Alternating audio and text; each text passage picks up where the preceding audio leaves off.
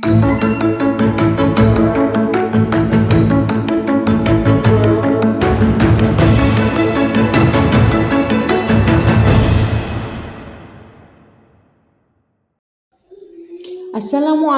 warahmatullahi wabarakatuh. Salam dan bahagia teman-teman penggerak. Saya Yose Ayu Pradipta, calon guru penggerak angkatan 11 dari SD Negeri Samangraya 2 Cilegon, Provinsi Banten. Kali ini saya akan menampilkan tentang demonstrasi kontekstual modul 1.4 budaya positif penerapan segitiga restitusi. Selamat menyaksikan. Menurut dosen, restitusi adalah proses menciptakan kondisi bagi murid untuk memperbaiki kesalahan mereka, sehingga mereka bisa kembali pada kelompok dengan karakter yang lebih kuat. Restitusi bukan untuk menebus kesalahan, namun restitusi adalah sebuah tawaran dan bukan paksaan. Restitusi fokus kepada solusi. Ada 3 tahapan pada restitusi. Langkah pertama yang dilakukan pada segitiga restitusi, yakni pada bagian dasar segitiga, adalah menstabilkan identitas. Jika anak berbuat salah, maka ada kebutuhan dasar mereka yang tidak terpenuhi. Bagian dasar segitiga restitusi memiliki tujuan untuk merubah orang yang gagal karena telah berbuat kesalahan menjadi orang yang sukses. Kita harus mampu meyakinkan mereka dengan mengatakan kalimat seperti, "Tidak ada manusia yang sempurna. Ibu pun pernah melakukan kesalahan yang kalian lakukan." Ketika seseorang dalam keadaan kondisi emosional, maka otak tidak akan mampu berpikir rasional. Saat inilah kita menstabilkan identitas anak. Anak kita bantu untuk tenang dan mencari solusi untuk menyelesaikan masalahnya. Langkah yang kedua adalah memvalidasi tindakan yang salah.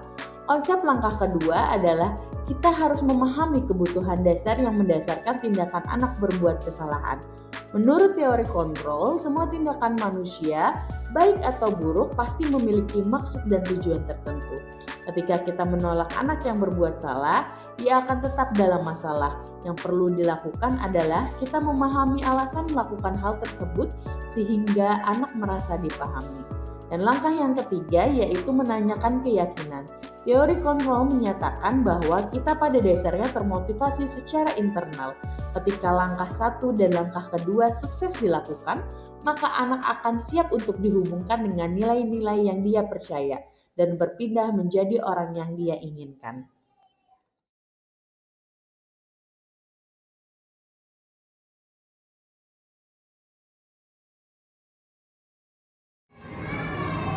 Halo Adesta, kamu tahu kenapa guru panggil Adesta ke sini? Tahu, saya terlambat masuk dalam kelas setelah istirahat. Adesta tahu perbuatan terlambat masuk ke dalam kelas setelah istirahat perbuatan baik atau tidak baik? Mungkin saya salah, saya menghapus. Tidak apa-apa, semua orang pernah melakukan kesalahan. Begitupun Bu Guru pernah melakukan kesalahan. Sekarang Bu Guru mau Aldesta menceritakan kenapa Aldesta terlambat masuk ke dalam kelas setelah istirahat. Saya terlambat masuk dalam kelas setelah istirahat karena saya bermain bola bersama teman saat istirahat. Pasti seru ya bermain bersama teman-teman ketika jam istirahat. Tapi alangkah baiknya ketika bel masuk, Aldesta langsung masuk ke dalam kelas. Kira-kira nih solusi terbaik apa sih Aldesta agar nanti tidak di kemudian hari tidak melakukan kesalahan yang sama, yaitu terlambat masuk ke dalam kelas? Apa sih solusinya dari Aldesta? Mestinya saya akan belajar membagi waktu agar tidak terlambat masuk dalam kelas. Oke, sekarang Aldesta sudah mengetahui kesalahan Aldesta yang Aldesta lakukan, kemudian sudah mencari solusinya bersama. Mudah-mudahan ke depannya Aldesta bisa menerapkan solusi yang Aldesta pikirkan. Dan kemudian Guru mau tanya, keyakinan kelas apa sih yang sudah kita bentuk yang menyangkut tentang kesalahan Aldesta terlambat masuk ke dalam kelas setelah istirahat? Keyakinan kelas dalam kedisiplinan dalam keterlambatan. Ya, artinya Aldesta tidak boleh Terlambat dan telat ketika masuk ke dalam. dalam kelas. Oke, terima kasih. Mudah-mudahan ke depannya Aldesta tidak terlambat lagi ya. Sekarang Aldesta boleh kembali ke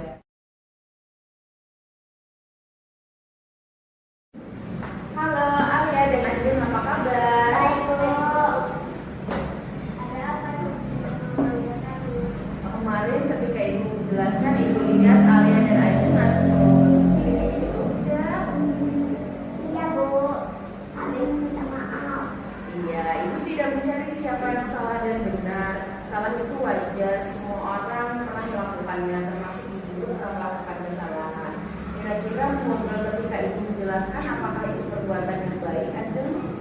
Tidak boleh. Iya. Ibu mau tahu dong ketika kamu ngobrol ketika ibu menjelaskan apa yang kalian obrolkan?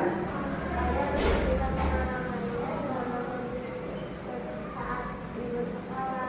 Saya penasaran dengan cerita Alia. Ibu yakin yang penasaran dengan cerita Alia bukan cuma Ajeng saja, teman-teman pun begitu. Bagaimana kalau kita mencari solusinya? Nah, nanti ketika lomba 17 Agustus ada lomba bercerita tentang pengalamannya selama liburan. Bagaimana kalau Alia melakukan atau mengikuti lomba tersebut? Kira-kira dari keyakinan kelas kita, apakah mengobrol di dalam kelas sudah mencerminkan tindakan yang salah?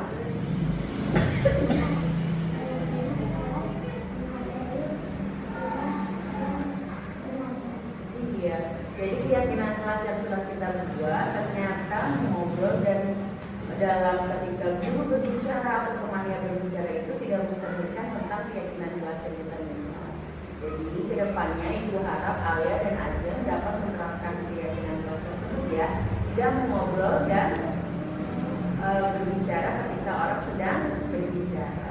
Oke, Ajeng sudah tahu solusinya, Alia sudah tahu solusinya.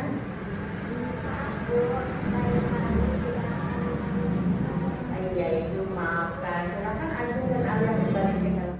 Terima kasih telah menyaksikan video demonstrasi kontekstual modul 1.4 budaya positif mengenai penerapan segitiga restitusi. Salam dan bahagia teman-teman penggerak. Wassalamualaikum warahmatullahi wabarakatuh.